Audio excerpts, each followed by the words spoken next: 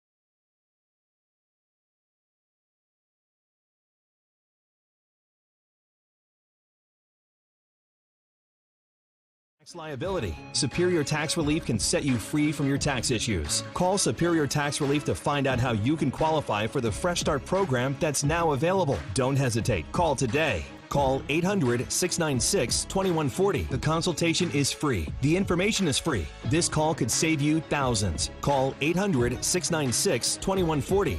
800-696-2140. That's 800-696-2140. Due into Congress today, a report from intelligence agencies about UAPs, unidentified aerial phenomena. ABC News transportation correspondent Gio Benitez says it's all based on things that have been spotted by military pilots that they could not explain. ABC News has learned that U.S. intelligence agencies have not reached a definitive explanation for the military's encounters with UAPs, and they have not found evidence to suggest that the UAPs are linked to alien spacecraft, nor are they in a position to explain what military pilots have reported over the years, and they have ruled out that they might be a secret government program. The country's biggest banks all passed their yearly stress tests, says ABC's Daria Albinger. Every year, the Federal Reserve evaluates the nation's largest banks to determine if they're healthy enough to withstand a sudden economic catastrophe. This time, all 23 of them passed the annual stress test, which vary from year to year. The Fed will lift the remaining COVID-19 restrictions it placed on the institutions, allowing them to resume paying out dividends to investors and buying back stock. The stress tests are required under the Dodd-Frank Act, passed after the 2008 financial crisis. Daria Albinger, ABC News, New York. New York State will offer a new option for designation of sex on driver's licenses and birth certificates. A new law signed by the governor allows for male, female, or the letter X as the designation. This is ABC News. Legacy of Rock, brought to you by O'Reilly Auto Parts. AC/DC's journey was always fraught with challenges. Lead singer Brian Johnson says it's par for the course. And they've always had to fight. Rock and roll was always the rebellious music. It's amazing that we're here. Legacy of Rock, presented by O'Reilly Auto Parts. Think O'Reilly Auto Parts for all of your car care needs. Get guaranteed low prices and excellent customer service at O'Reilly Auto Parts. Better parts, better prices every day. Brian Clark, ABC. Good morning, everyone, and happy Friday. We're seeing a partly to mostly cloudy sky this morning with temperatures starting in the upper 50s and low 60s. This afternoon, we'll see a partly to mostly cloudy sky with scattered showers and thunderstorms popping up mainly in the afternoon and early evening. Our highs today in the low to mid 80s. Some showers this evening, then tapering off overnight tonight, starting drier Saturday morning. Another round of scattered showers and thunderstorms Saturday afternoon. I'm meteorologist Zach Malak in the Weather Center. And I'm Lou Gillum in the Blue Room. Those thunderstorms will continue through Saturday evening, and then Sunday morning, partly cloudy, scattered showers, highs around 90. Partly cloudy, thunderstorms overnight, lows around 70, and then Monday, partly cloudy, highs around 90 with overnight lows around 65 under clear skies. Right now it's 6 minutes past 8 o'clock. 63 degrees right now, and we're still seeing clouds here on Whiteside Road. RS Central is going to be playing Randleman High School in Burlington in state baseball tournaments. Game 1 is tonight at 8 o'clock. Game 2 will be tomorrow afternoon at 2 o'clock. And then if they need a third game, it will be either played at 5 or at 8 p.m. Now, the bus is pulling out this morning at 11 o'clock, and they want folks to come on and cheer them on. So go by RS Central to cheer on the RS Central baseball team as they head to Randleman for the high school championship. Hopefully they bring it home. I am a 1978 graduate of RS Central High School, so congratulations, and hope you do bring home the state baseball championship. Jay Coombs will be passing along scores as the scores are made available to him. We'll take a look at some local news, and then coming up at 8:30 this morning, we have the Word of Faith. And we'll also have a replay of the Sheriff's Report if you slept through it, and that's all still yet to come. Smith's Drugs of Forest City will once again sponsor the Meet Me at the Fountain 5K race on July the 24th. And this year's race will be a live event, pending no changes in the current downward trend of the new COVID cases. Go to www.facebook.com/meetmeatthefountain5k for more information and to get sponsorship forms. All forms must be returned by July the 5th. Beneficiaries this year are the Cystic Fibrosis Foundation, Yoke Fellow, and the Chase Corner Ministries. And now the soda fountain is now fully open, and Smith's Drugs is no longer offering curbside for the fountain. However, the back door is still locked as Smith's Drugs continues curbside service for the pharmacy only. The COVID-19 vaccination is available Monday through Friday only, and walk-ins are welcome. Again, the soda fountain now open at Smith's Drugs. And don't forget the upcoming 5K race. So get your sponsorship forms at Smith's Drugs in Forest City. I'm happy to share good news with you. If you have a septic tank on your property, you'll be glad to know there is a new professional pumper in town, Mid-South Pumping, owned and operated by one of our own, John Torvinen. Mid-South Pumping serves local communities such as Rutherford, Polk, Cleveland, McDowell, and Lake Lure, offering a wide variety of services at affordable prices. Get it done before summer gets here and really gets bad, if you know what I mean. Mid-South Pumping offers around-the-clock services to ensure your business doesn't become everyone else's. Count on Mid-South Pumping for pumping septic tanks, locating services, uncovering septic tank lids, and more. Make that call to Mid-South Pumping in Rutherfordton at 828-755-6280. 8 minutes past 8 o'clock, taking a look at news from some of our local sources. From the Daily Courier, the Broad River Water Authority okays its rate increase. Customers of Broad River Water Authority will see a rate increase in their water bills when the new fiscal year begins in July. The rate increase was included in the new budget adopted by the Broad River Water Authority Board on Tuesday morning. The rate increase of 2.5% will enable the water system to continue to make needed infrastructure improvements, officials say, and help the Broad River Water Authority to continue to provide safe, clean water in a stable, efficient manner now and into the future. Broad River Water Authority is a local government entity founded in 1999 by local leaders who purchased Duke Power Company's Rutherford water system in December 2000. The system includes a water plant located on Broad River on Baber Road in Rutherfordton. Broad River Water Authority serves the towns of Rutherfordton, Spindale, Ruth, and many other areas of Rutherford County, including Harris and Cliffside in the southern Rutherford County, Gilkey and Green Hill in north of Rutherfordton. In addition, Broad River Water Authority provides bulk water sales to Polk County and two systems in South Carolina, Grassy Pond Water, and in Cherokee County, the Inman-Campobello Water District in Spartanburg County. Broad River Water Authority provides water to approximately 52,000 people, which is about 6.5 million gallons per day. The system has the capacity to provide 12 million gallons per day. Well, our neighbors over in McDowell County are asking for your assistance. They have lost a 17-year-old. Mason Bashir, age 17, was last seen at a residence on Airport Road in Marion at 6 p.m. on Tuesday, June the 22nd. He's described as a white male, 6'3", weighs 145 pounds, has curly red hair, fair skin, slim build, has several tattoos, YPC above his left eyebrow, a broken heart at the corner of his left eye, loyalty on the left side of his neck, and a large one on his right inner forearm. Any information, if you happen to see him around Rutherford County, you're asked to call the McDowell County Sheriff's Office at 652-2235 or the McDowell County 911 Communications Center at 652-4000. And if you are sure it is him, you can call Rutherford County and they can pass the information along to them. Again, he is described as a white male, 6'3", weighs 145 pounds, curly red hair, fair skin, tattoos YPC above his left eyebrow, broken heart in the corner of his left eye, and the word loyalty on the left side of his neck, and a large tattoo on his right inner forearm.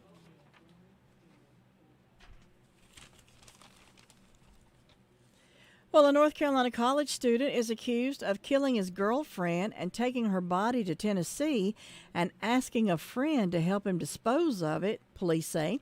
High Point Police Chief officers were called to check on Gianna Rose Delgado, 19, after getting information that she was assaulted. According to the news outlet, court documents in Tennessee said Michael Lewis Cadigan, 24, contacted a friend admitted strangling Delgado during an argument and needed help with disposing of her body. That friend contacted police. Well, North Carolina's unemployment rate fell for the 8th consecutive month in May, the State Department of Commerce announced on Wednesday. The reduction appeared largely connected to a decline in the number of people actively seeking work. The state's overall workforce fell by more than 16,200 people compared to April, or just under 5 million, according to data provided by the department. And the number of people employed actually decreased by 4,550 people, while the seasonally adjusted job rate fell from 5% in April to 4.8% in. The number of employed had actually grown by 4,500 between March and April. The North Carolina rate continues a steady decline since last fall as coronavirus restrictions on businesses have eased.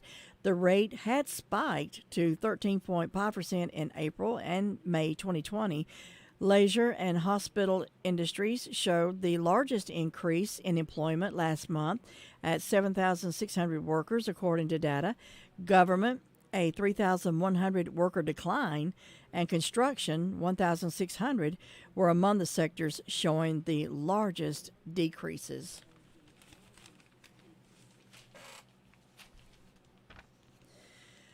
Well, Rock Hill Police issued a statement late Wednesday giving more details on an incident captured on a video earlier in the day depicting what appears to be the arrest of two black men at a gas station. Hundreds had gathered outside the Rock Hill Police Department on Wednesday evening to protest about the video that was posted to social media. The video shows what appears to be police officers and two black men in a scuffle that left one man on the ground with officers on top of him. The video does not show how the incident started. Police identified the two men in the video as Ricky Roderick Price and Travis Price. Police refer to Ricky Price as a known offender. The Rock Hill Police Department statement says that Ricky Roderick Price was pulled over after he made an illegal turn and changed lanes unlawfully. A canine officer was closed to sniff the man's car based on prior interactions with Price. According to a police statement, officers said the dog found marijuana and that police found a pistol in the back seat.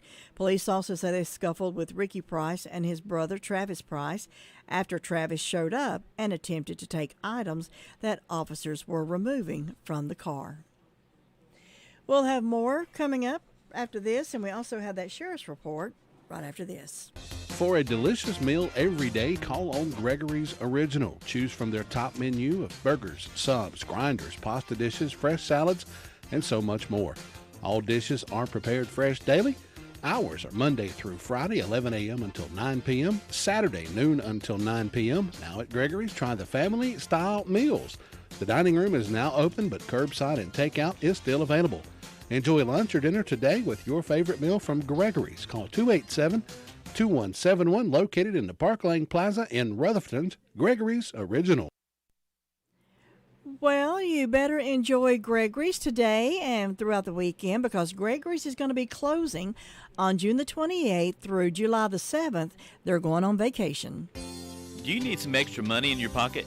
Try Insurance Service Associates, your local independent agent. We can shop your auto and home insurance with several companies to get you better coverage and the best rate. Insurance Service Associates at 127 East Trade Street in Forest City for auto, home, or commercial insurance. More choices, better coverage, best rate. That's Insurance Service Associates, 245-5301. 16 minutes past 8 o'clock. 63 degrees, and it's time now to have the Sheriff's Report that was recorded earlier for broadcast at this time. With the Sheriff's Report, here is Officer King. In the past 24 hours, the Sheriff's Office responded to 147 calls for service. There were 14 arrests processed in the jail, and the jail currently has 198 people incarcerated. On our incident reports, Amanda Smith from Eastview Drive in Bostic reported a discharge of a weapon into occupied property that occurred on North Main Street in Morrisboro. And a Nelson Rich from Crowderry Road in Forest City reported a felony larceny. That's all on the incident reports. On arrest reports, Robert Johnson from Green Road in Forest City was arrested and charged with possession of a Schedule II controlled substance and possession of a Schedule IV controlled substance. Received a $500 secured bond. Mark Walker from Hill Street in Henrietta was served with a criminal summons for worthless check. Tyler Weeks from Windy Hill Drive in Forest City was arrested and charged with 3 counts of breaking and entering and 2 counts of possession of stolen goods or property. Received a $120,000 secured bond. Stephen Mooney from Whitesides Road in Rutherford was served with 3 true bills of indictment, 2 for habitual felon and 1 for possession of a controlled substance in jail or prison. Received a $10,000 secured bond. Brian Hausinger from Beechwood Drive in Columbus, North Carolina, was served with 1 count of failure to appear on misdemeanor. Received a $500 unsecured bond. And a Chelsea Littlejohn from Piney Mountain Road in Ellenboro was served with 1 count of failure to appear on misdemeanor and received a $500 secured bond. That's all we have for today. Thank you, Officer King. That's Officer King from the Rutherford County Sheriff's Department, and you can hear that Sheriff's Report again this afternoon as part of the Afternoon Call-Around Report. Well, in Braves baseball last night, the Reds beat the Braves, final score of 5-3. Coming up tonight, we've got Forest City Owls baseball. It's the Owls at Ashboro. Airtime will be 7:05 for Forest City Owls baseball. Now, should that game get rained out, we will bring you Braves baseball, Braves and the Reds, and we will jump in around first pitch at 7:10. But first, we have to see what's happening with the Owls at Ashboro. That game, as I said, at 7:05. Then tomorrow, the Braves face the Reds, 2:55 airtime with a 4:10 first pitch, and then on Sunday, Braves and the Reds, 11:55 airtime with that first pitch being at 1:10. Well, the weekly COVID report, there are total positive cases. This is the total number, 7,426. Since the last report last week, last Thursday, there have been 3 more cases of COVID. We have had no more deaths. However, Rutherford County has suffered 216 deaths due to COVID. Percentage positivity rate for the past 14 days, 1.6% of the Rutherford County residents partially or fully have been vaccinated, 21,257. Total percentage of Rutherford County vaccinated with at least 1 dose, 32%. If you'd like more information, you can go to the NCDHHS dashboard at covid19.ncdhhs.gov/dashboard.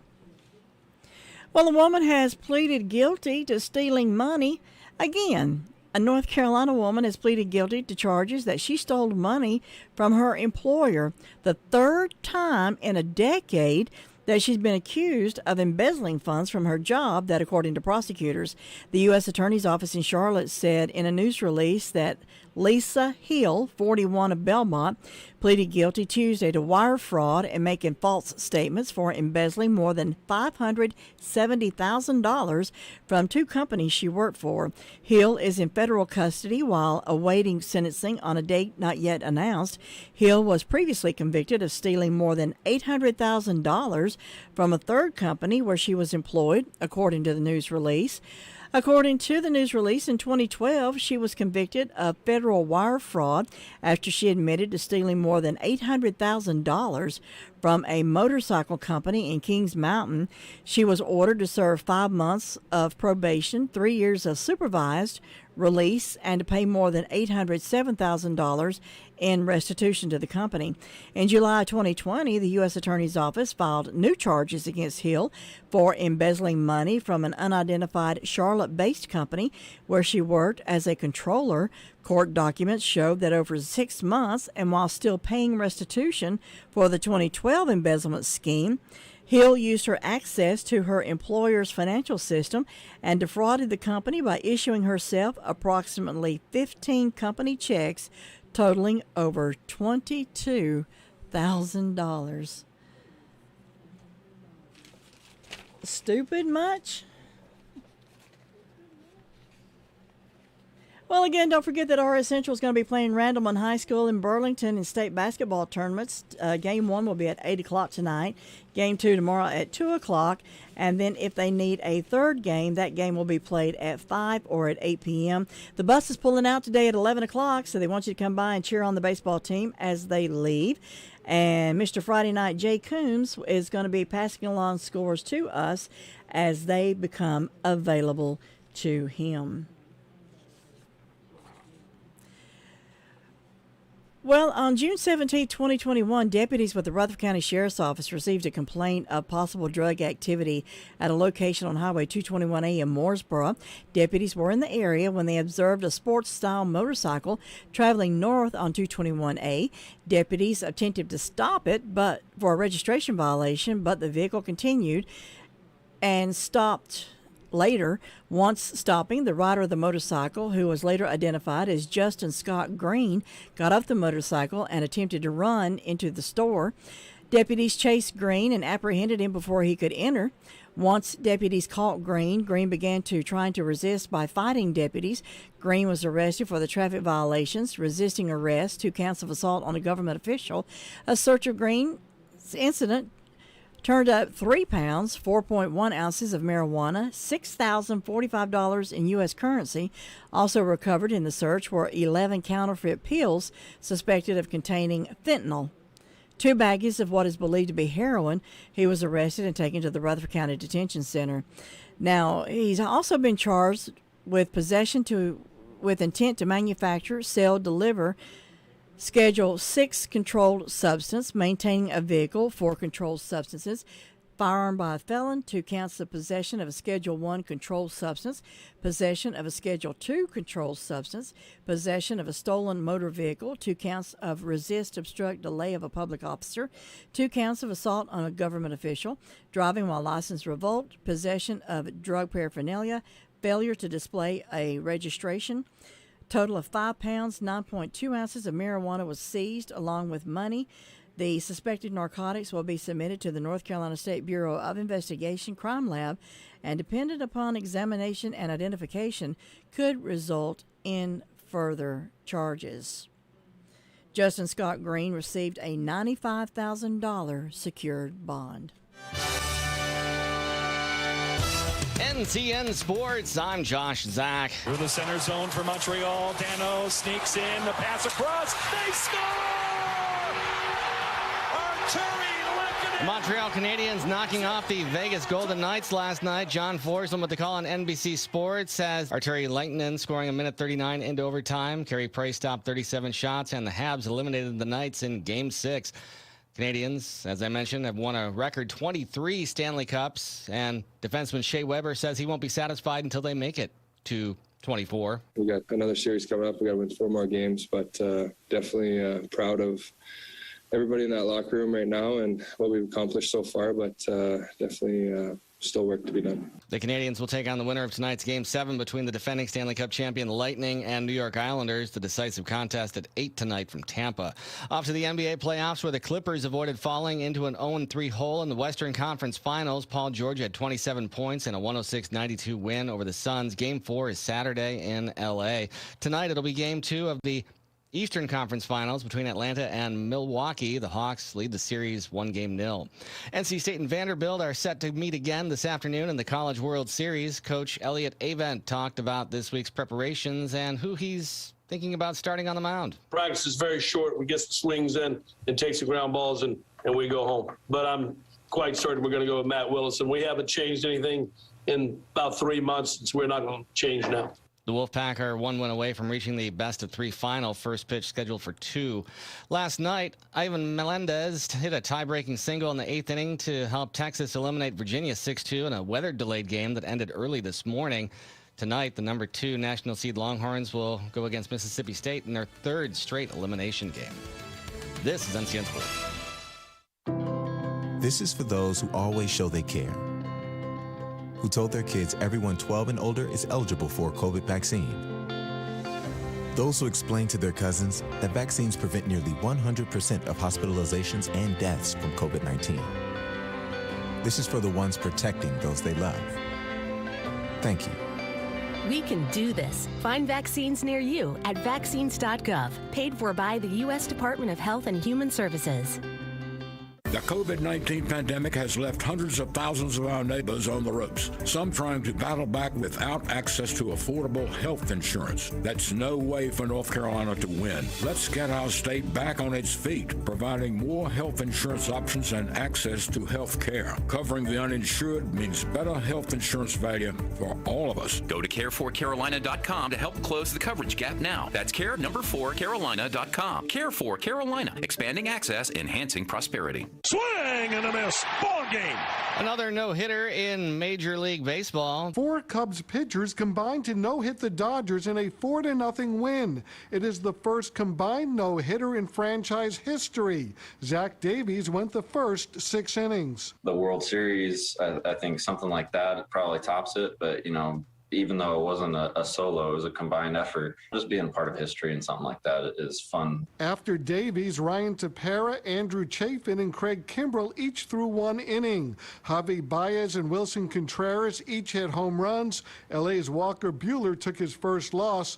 He's now 7-1. Mark Myers, Los Angeles. The no-hitter was the 7th of the season. The Major League record is 8, set back in 1884. Josh Zach, NCN Sports.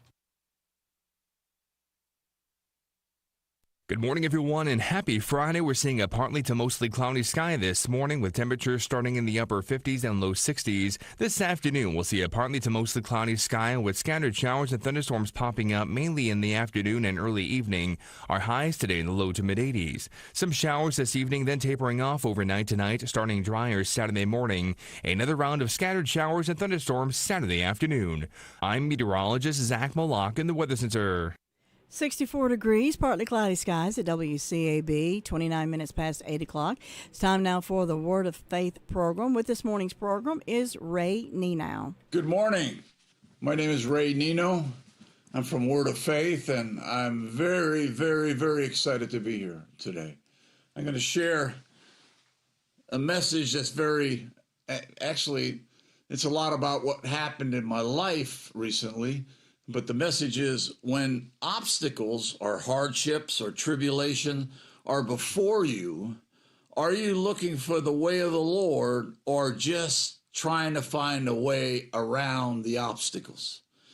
It's been quite a while since, I've been here. I so enjoy being here because I know I'm in the will of God. But I had some physical issues hit me. And I ended up in the hospital for not quite 2 weeks. And then I was at home recovering for almost 4 more weeks. So during that time, though, God gave me a verse. And so I'm going to read the verse to you. And it very much, the whole of what I'm going to share just surrounds around that verse and one other verse. In Isaiah 40:31, it says, "But those who wait for the Lord, who expect, who look for, and hope in him, shall change and renew their strength and power. They shall lift up their wings and mount up close to God as eagles, mount up to the sun. They shall run and not be weary. They shall walk and not faint or become tired." That's what he said. He said first to me, he said, you need to wait on the Lord. And in all honesty, my wife probably can say it as well as anybody. I haven't always been very good at waiting on anything, And so being in that position, when I was taken to the hospital, my first waiting is like, I'm waiting, can I go home now? And obviously that was not to be. And in fact, like I said, it ended up being a 2-week stay in the hospital. I thought when I would get out of the hospital, I thought, okay, everything would be normal. Well, it wasn't normal. In fact, there were multiple weeks, that I had to, heal and get better. And all that time, God is just constantly putting before me, you need to wait on me. You need to wait on me. and you begin to understand, and it may be this one circumstance right now, it may be this one hardship or obstacle, but you have your own. So if you kind of place yourself in where I'm talking about, and I imagine many of you have not been necessarily patient in different areas, and God may be saying to you, wait on me. Because so often, we don't wait. We just press right through, and we put ourselves in harm's way. We put ourselves out there for the devil to really nail us and to snatch us, And so this time for me, it was a slowdown. I mean, I like to work, I like to go, I like to do, but I wasn't going anywhere. I mean, I was in that hospital. I laid in that bed. And it's still a period of time when there's not a lot of people allowed in. In fact, my wife had a limited period of time she could come and see me, but no one else could. And so you're just there. And, 11 days may not seem like a lot, but 11 days seems like a whole lot when you're laying in that bed by yourself. Now, I was blessed, truthfully, with a lot of very good nurses and a lot of very good people. I was very happy, to have been where I was. But it's still, I was laying in that bed by myself. My wife would come and see me a few hours and then have to go home. And then it was a blessing because at the very end, they extended it a few hours. So it was a few hours more. But he kept saying to me, you need to wait. And then in waiting, he says in that verse, we need to expect. We need to look for and hope in him. You just can't lay there and do nothing. You got to trust God. I mean, the illness I had a lot of pain, and the different procedures they took me through, I had a lot of pain, and I could have chose to just come under all the pain, or I could choose to just wait on God. And God kept, I'm so grateful because there was a peace. I mean, in the midst of all of it, in the midst of all the hardship and tribulations, God rested on me in a peace. And that's what he wants. He wants, when you go through those periods of time, he wants you to find him. That's why he says, wait, because we're waiting, but the whole time that wait is what? We're expecting and we're looking for and we're having hope in him because we know he's coming. He's not going to let us hang out there. He's going to take care of us, and so while I'm laying in that bed, I know God had a hold of me. I mean, like I said, at times the pain was it was almost unbearable, but it was bearable because Jesus was there, with me. And so he was changing my heart. He was doing things in me. He was taking me further. It's like you wait, and because you're waiting on him and you're expecting him and you're looking for him, your faith grows, your hope grows, and you begin to see the changes come in your life, in your heart. Then it also says, if, and here the key word here is change in that verse. If you go back, it says, if you expect and look for and hope in him, you shall change. And that was the promise. I'm not coming through this. Well, I could have, but I'm not coming through it and not changing. I'm going to change because God had me there, and I was there in that hardship. I was there in that pain and sickness or whatever. And, there was a purpose. And if I didn't see the purpose, it was to change. And he said, if I did change, there would be I would renew my strength and power. And that's what God was doing. That change was coming. I remember there's a specific time in the hospital. And, there was a fight every day. And that fight really was my body trying to win the battle, with God being there trying to help me. But at one point the doctor came in and pretty much said I could go home tomorrow. Well, truthfully, in times past, anytime they would have said go home tomorrow, I would have said, yes, okay, let's do it. But my wife, my pastor, they had to check about it. They were not sure, and in times past, and like I said, I wrote down here in times past, and I said, hopefully way in the past, I would have fought, I would have bucked. I would have said, I'm going home. I'm sorry. Y'all can think whatever you want to think. I'm going home. I enjoy sleeping in my bed. I don't like sleeping in this bed. I enjoy eating at home. I don't necessarily like the food here. I'm going home. But you know what? Submission came in my heart.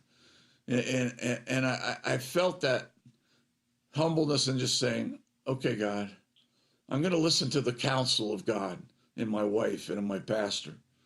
And I'm going to wait on you. I'm going to wait and let you, because it wasn't just that they didn't feel it. They didn't feel it was God. I mean, they didn't have that peace. They didn't have that, acknowledgement in their own heart that this was the time. Because truthfully, my body was battling. It was battling a bad infection, and the potential was to go home and I would lose the battle and it would just overwhelm and I'd be right back in the hospital. But their counsel was, we just need to wait on him. And so because of that, though, that change in my heart, and waiting on God, when that change came, that submission in my heart and will to the will of God, there came, like it says in the scripture, a renewed strength and power. And a few days later, I was on my way home. I did go home because the battle was beginning to be won. Those extra few days, helped my system to deal with what it was. But more than anything, it helped my heart to be submitted and to wait on him, to wait on God, to allow that work to be done in my heart. But there were still obstacles. There were still hardships. There were still mountains to climb. I was well enough to go home, but I still needed to heal. Like I said earlier, I always thought, okay, I'm getting out of the hospital. I'm going to just jump right in. I'll go right back to work. I'll go to church. I'll go do all these things. It was another 4 weeks. Truthfully, it was very difficult for me to even walk or do anything. And this is a person that probably in the past would have not been real happy with that, would have probably got frustrated, probably would have released a lot of that frustration on everybody around me, but you know what? I'm waiting on the Lord. And that's all I could do. I just said, I'm waiting on you, God. I know you're doing the work in me, not just physically, but spiritually. I knew you were doing that work. I knew you were touching me. And there's another verse. Isaiah 40, up in verse 3, it says another thing, because this is part of what the work was. This was part of removing those obstacles, removing those hardships. He says, a voice of one who cries, prepare in the wilderness the way of the Lord. Clear away the obstacles. Make straight and smooth in the desert a highway of God. That's what he was doing. He was helping me clear away the unbelief, clear away those frustrations, if any tried to come. He was making a way to build a highway that was what? Smooth and straight in the midst of the desert. Those obstacles, the obstacles meant, many times in John 3, it talks about sin. And we think about all these extreme sins, but those little things are the very things that build, inside of you to become extreme sins. And those little frustrations, the little unwillingness to wait on the Lord, the unwillingness to hear the counsel of God. Those are all the areas really in your life where ultimately, God wants to remove. He wants to take them from you. He wants to bring change. He wants those obstacles to be removed. Acts 14:22, it's talking about, it says, establishing and strengthening the souls and the hearts of the disciples. This is what Jesus wanted to do. Urging and warning and encouraging them to stand firm in the faith. In the midst of all these things that may be at you, he wants you to stand firm in the faith. He wants you to be strong. He says, when we're standing firm, and he says, and telling them that it's through many hardships and tribulations we must enter the kingdom of God. That's how we get to know God. That's how we get to know him. As the hardships come, as the tribulations come, as the things that try to beset us come, our choices and our decisions, tell us where we're going to go. And we need to stand strong in the faith. And that then through those hardships and through those tribulations, we'll get to know Jesus. We'll get to know God far better. And that's what he was doing for me. He was teaching me more and more how to know Jesus. And it's through those hardships, through those tribulations, we learn to trust God.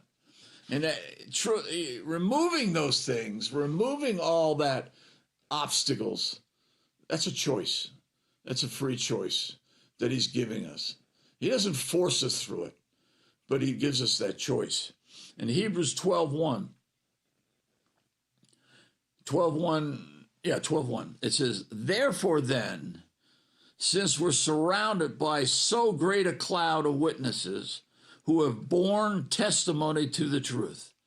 And listen, I've heard truth. Our people in our church, we've heard truth. We have no excuse. And truthfully, most of you all have heard truth because God has spoken to you. And you may have rejected it. We may have rejected it along the way. But because of that fellowship, that cloud, of great witnesses around us, he says this, let us strip off, throw aside every encumbrance, unnecessary weight, and that sin which so readily, defiantly, and cleverly clings to and entangles us, and let us run with patience. That's what God did for me there. I know that. He taught me another level of patience, that I could sit and let him do the work. Trust in the doctors that he had put me for. Allow the nurses, trust in my wife, my pastor, and all. He brought that about us. And he said he wants us to run with a patient endurance, steady and active persistence, the appointed course, the race that is set before us. God has a plan. He's put it before us. He's already talked about it. And I'm going to talk about it more in a minute. It's the highway that he wants us to build. It's the highway that's there. So, just as a runner, he has to look always at the finish line, and see, in turn, what's there. If he looks anywhere else, it's a distraction. And that distraction, it may only take him one pace off his run, but that one pace could be the difference of him finishing and not finishing where God had him finish.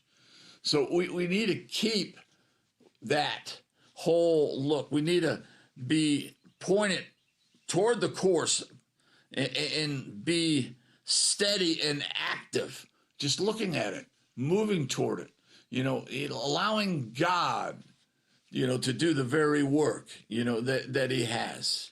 So, it was after I came home it was a difficult time coming home, but after I got home,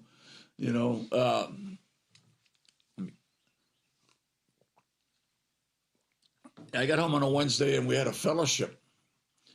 We have fellowship on Fridays, at the church, with the church, but we have it with different individuals, and that at that time, several couples came over to visit me, and one of my good friends, he came later, and all they did was share the love of God, and it goes back to that verse.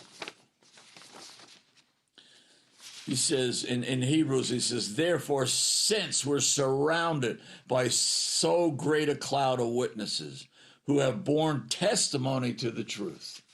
That's where they were. They were there. They were there to share the love of God. That whole group of witnesses of God, and to share that love to me and allow that love to go into me to help me, spend that time and be patient and be able to wait on God to do the work that he was doing in me. It was at that time that the other friend of mine, he brought his guitar, and he just started to play. And, it had been a long time. I'd been in that hospital for 2 weeks and several days at home, all those people there, and we began to just lift our voices to God. And we just began to worship God. And it was just such a refreshing. My daughter and my granddaughter came down, and they we lived with them, and they started singing as well. And it was just, so special. It was just such a refreshment. I don't know how else to say it. It was like I've been through a lot, but look at the refreshment God sent. Look at the strength that he brought in those cloud of witnesses of the real truth of who God was. Those obstacles, the pain, the hardship, the unbelief, they all grew very dim in my sight. Began pretty meaningless at that point, because I was experiencing God. He was bringing that hope in him. My faith was growing stronger. And when I was in the hospital, the same thing was true. My wife would come in those few days. Those few hours that she would spend with me. She would always come and she'd read the texts from all the people. And all the people were saying, I'm praying for you, Ray. I love you, Ray. And you just don't know how much that means at those moments. You don't understand how it makes you feel. You're here. You're not, the devil would love to separate you and make you feel terrible. But the whole time, God is bringing that cloud of witnesses, even through the texts, even, letting you know, that they're there and they're there for you. It really meant a whole lot. And in Hebrews 12:2, oops, sorry. Let